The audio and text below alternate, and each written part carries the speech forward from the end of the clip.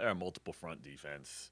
It's an awesome challenge for us because there's multiple plans that you have to have in place because they can play a four down front, they can stem to a three down front at any moment. They have different things that they can do pressure wise out of the three down front, different things that they can do out of the four down front.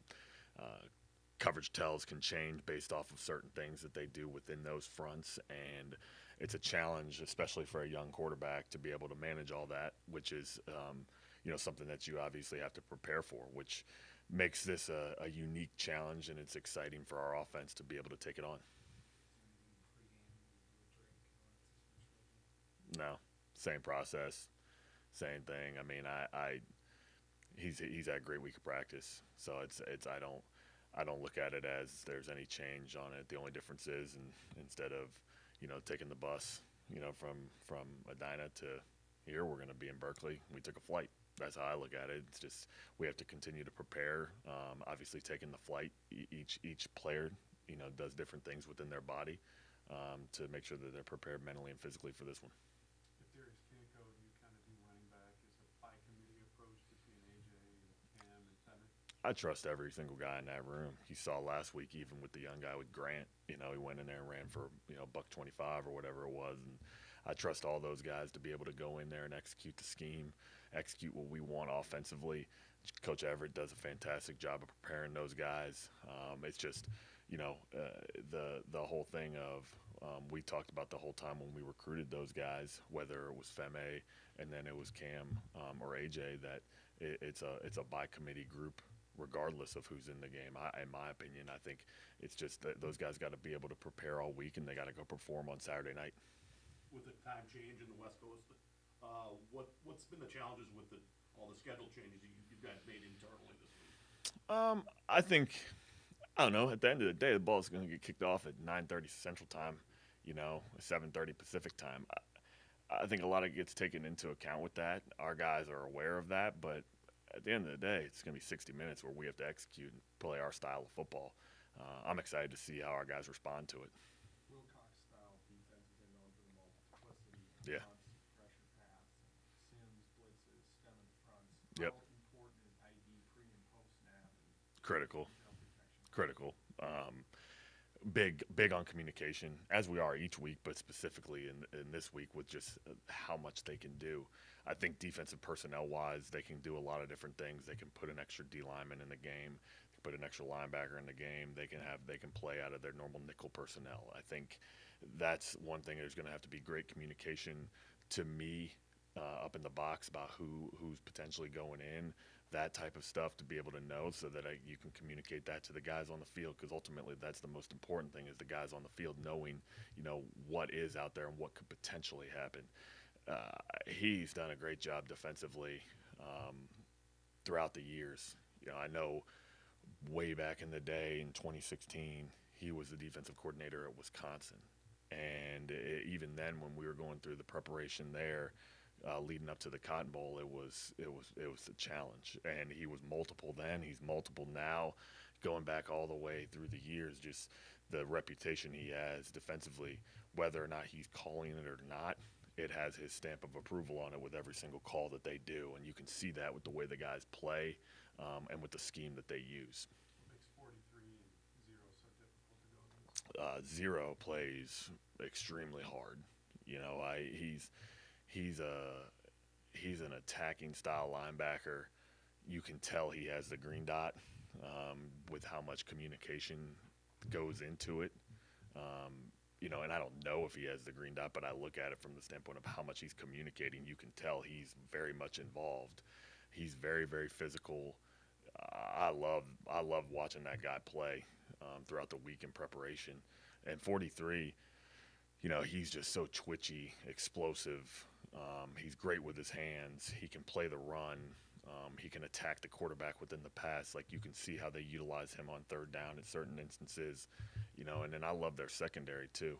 The way that their corners play, they're super long, especially Five. I think Five has a great ability to play with his hands and move his feet, and he trusts his eyes, and they can do a lot of different things with that guy. And I just think what they present, It's one thing when you have a challenge schematically, like for example, like last week, it was a challenge schematically at times just with how different their defense was. This defense has the ability, okay, they can play four down. That's similar to what we traditionally see. Then all of a sudden they stem to this, they do that. Then it's a challenge schematically. But then when you add in the players that they have, then it presents whole other challenges that we have to be able to execute once the ball's snapped. There's been a lot of hoopla around the Cal freshman quarterback. You brought it up to Drake and all about this would be potentially a good opportunity for him if there's another freshman quarterback on national game on ESPN. No, not really. He's not going against him. He's going against Cal defense. Drake's worried about his performance and how we execute as an offense, and that's what he's in preparation for. I understand the guy's a very good player, but we haven't talked about it at all. What is the emphasis on how plays and then showing them clips after the game perpetuate the hustle and kind of necessity to have those? Within our offense, Yeah. I think like the number one thing that we look at in every single play that we look at offensively, we look at how do we play that particular play within the how hard do we play within that, and then we look at the scheme and we look at the execution and the technique. I've loved, like, when you put on the tape last week and even the week before against Buffalo, the level of strain and physicality and how we've attacked each play offensively has been something that I'm very proud of. I want to continue to see that this week, but we look at that on every single play. You got time for two more for Coach? Greg, anticipating windows and throwing receivers open is even more important than all the exotic presentations that teams are showing and bluffing out into. When you're first working with a quarterback, how do you start developing that trait, continue expanding their game? That's a great question, because I think, number one, you don't really know that until you see him go out there and do it in practice and execute it. Yeah, Drake made a throw yesterday in practice where, I mean, when his left hand came off the ball, the receiver was about 4 yards, 5 yards from where the ball was completed, and there was a defender in the way. I think it's all about recognizing things pre-snap, getting your tells. Not all 11 guys on defense will be able to disguise everything so that you'll be able to, you won't know what is potentially happening. I've spoken before about the fact of, if you know something's happening on the front side of a progression, you can anticipate something happening on the backside of it. And that's what I think the great quarterbacks have. They can anticipate, okay, they get this particular look front side, they know what can happen here on the backside, and they can progress fast. And like I said, with the Buffalo game with the interception, it was a unique one where he processed it so fast and he threw it before he realized Jameson was on the ground. And it's a God-given ability. Like, I just look at it where it's like, man, like, he makes some throws or someone else makes some throws where it's like, man, I don't know how he saw that. Even like Schick's post that he threw last week, like, that was into single high. Schick stood back there and he saw how the safety was playing it and he made the throw. That's something that we talk about, but it's not necessarily like when you're installing cross-country posts, like, okay, you're looking at it where, okay, that safety should be pedaling. He didn't. Schick threw it. And so it's one of those things where it's really, they have it in them, but you can train it by, okay, you got this look on this play.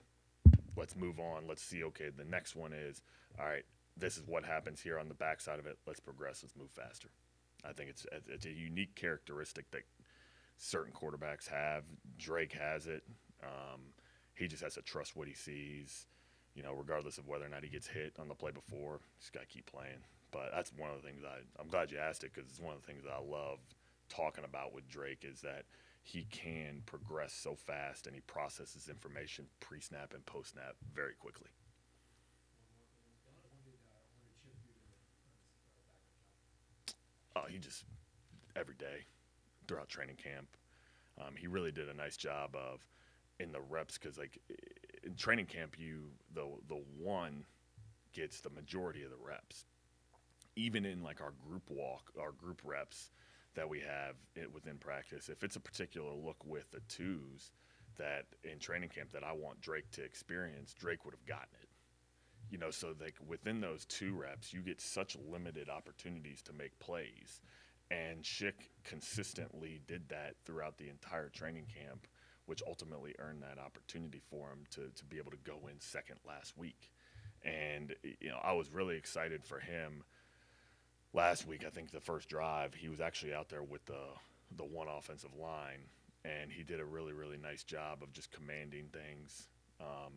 I think he actually, I can't remember specifically, but I know he got us into a couple runs, got us in and out of things. He handled some things really well, which is going to be what is expected of him when he goes in the game if he has to. And I was really encouraged to see him move the football, did a nice job, on that post and got us down there and we scored, So he's going to continue to improve, continue to change his best, but I'm really excited about the entire room and how those guys have been completely selfless throughout the whole thing, even with Drake throughout training camp and supporting him and competing with him and making him the best player possible too. Thanks, guys. Yeah, I think he's a very accurate quarterback. He doesn't play like a freshman. He's really comfortable back there. He's comfortable running their offense. It looks like he's been running their offense for a lot of years. Very confident young man, really good in the media. He's a mature guy, leads that football team. So we're excited for the challenge ahead.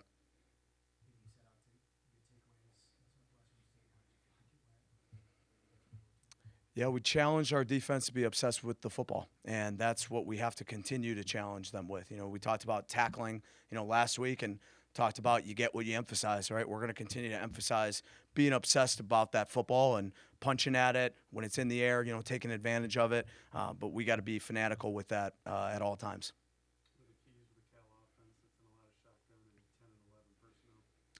Yeah, I think, they do such a great job balancing their offense. They establish the run game, and then they have a lot of dynamic weapons. Number 21 is a guy that, plays in the slot that is dangerous and is shifty, gadget guy. Number 7 and 15 on the outside, they're, possession guys, longer receivers, bigger bodies that we've seen. So that will be a challenge for us on the outside. And then their running back, number 1, number 5. Number 1 had a great game last week, Kerry Brown's teammate. So I watched him in high school actually live, so it'll be good to see him again. O-line, very solid. Their tight ends can block very well, but they can also receive as well. So it will be a great challenge for us, but at the end of the day, again, it's Minnesota versus Minnesota. At the end of the day, we got to be better than we were yesterday. Last game, keep changing our best. Coach Fleck has moved the schedule around a little bit because of the West Coast time and the time to start. What are the highlights of that? What's been you feel works well with that, and what are the specifics that you guys do? Yeah, the beautiful thing, Coach Fleck does everything he can to give us an advantage on game day, right? And whatever he throws in front of us as a staff, as a team, we're knocking down that wall for it, right? And going after and attacking that plan. I think we've done an excellent job with that thus far. But again, it doesn't matter where we play, who we play, when we play, what time we play. We're going to get the science of that. But, if they ask us to play in the parking lot, we'll do science on what it takes to win in a parking lot, right? So, again, it's whatever's in front of us, we're going to go attack. I think our team has done a great job at accepting that challenge and taking the next right step of doing what we need to do to be successful. Carson's offense, there's a nice amount of formation diversity, motion and shifting, and the different looks. How important is communication and ID in a game like that? Yeah, we have to have crazy communication all game long. Coach Harsin has been doing this for a long time. He's had very successful offenses, whether that's at Boise State or Auburn, when he was the head coach and running the offense there. So, there's a lot of different formations. There's a lot of different, personnel packages of people within the personnel, not just 11, but who's in there, things like that, where guys are aligned, all that stuff. So we got to be on our A game in terms of the checks, the adjustments, and crazy communication. What stood out to you about John Nestor when evaluating him out of the portal, and what's been your evaluation of him so far? Yeah, we've had a relationship with John. Obviously, we recruited him, out of high school, right? So, got to build that relationship early with him, right? And then when that came time to, being able to get him in that transfer portal window again, just continuing to get to know him, we knew what type of person he was, all right, and the type of fit, right? It all goes back to, again, the fit in this program, right? And being able to have that fit and then come right in. He's a very confident young man. He studies. We break the defensive staff meetings at night, and I go in the corner room, and he's in there watching film, right? He's always going to take those little nuggets we give him, those coaching points. He's going to study tips and tendencies on his own as well and find some things there. I've loved his preparation. I love the way he competes. He loves the game of football. You see him jumping around and flying around. He intercepts that ball and takes it back for a touchdown, but then he runs another 100 yards right around the field because he's so, he loves the game so much, right? And I love the fact that the defense then swarmed him and is chasing him all around the field. Like that shows how special of a kid and infectious that is that he brings to the defense. I know you have a lot of pride recruiting Chicago area. You're from there. He was Nestor, and then he goes to Iowa. What's kind of the reaction like with both of those things? Yeah, it's at the end of the day, that's recruiting, right? Guys will decide to either come here or go somewhere else based on whatever they want in their process, right? And we just feel like, we build enough of a relationship that if somebody goes somewhere and maybe it doesn't work out the way they wanted to, there's a home here for him if the fit is the fit, right? And I think we did that with John in just terms of building that relationship and that trust. You saw JLR get banged up.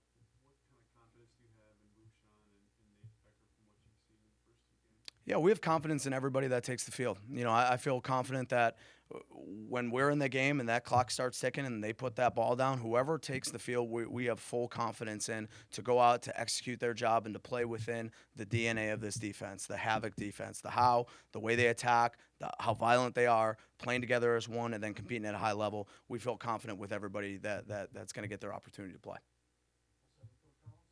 What is showing how clips on Sunday would be to kind of perpetuate the necessity to have those on a Well, it's just proof, right? At the end of the day, like a game is just data, right? A game is data of everything that you're preaching, everything that you're emphasizing, right? Is it showing on game day, right? When you're able to show those clips and you're able to take something from, Maverick pops that ball out, right, and then we get the fumble recovery or touchdown. Well, we showed him do that in the spring on a tag tempo and 7-on-7, fly down in the spring and do the same thing. Right? It doesn't just happen on game day. You got to train those things, and when it does happen, you got to highlight them because it shows the proof that it's working. Thank you, guys. Appreciate it.